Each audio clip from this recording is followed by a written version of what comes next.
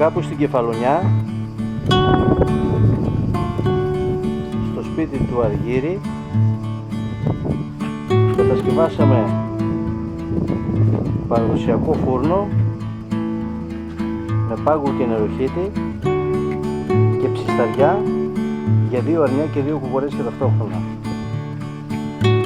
Μια εξαιρετική δουλειά με μπορντό γαλλικό πυρότουβλο και όλους τους βοηθητικούς χώρους που χρειάζεται να έχει μια ψισταριά και ένας φούρνος παραδοσιακός.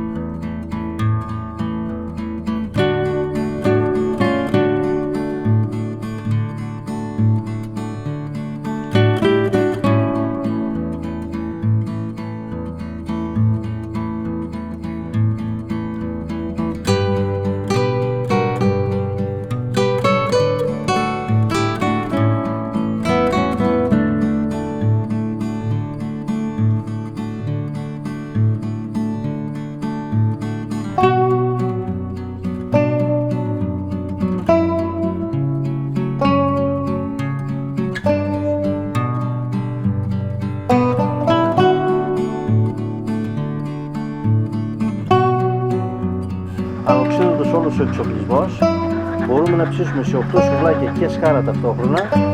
Μπορούμε επίσης να ψήσουμε σε περιστρεφόμενη σκάρα και 2 αρνιά και 2 κοκορέτσια ταυτόχρονα.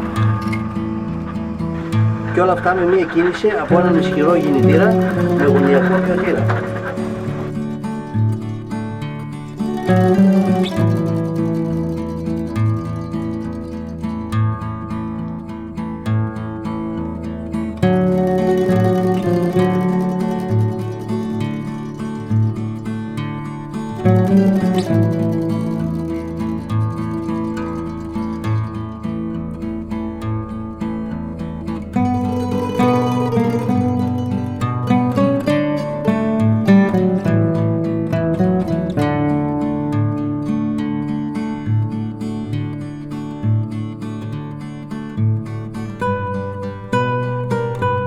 Ευχόμαστε καλά ψησίματα στον Αργύρη και στην παρέα του.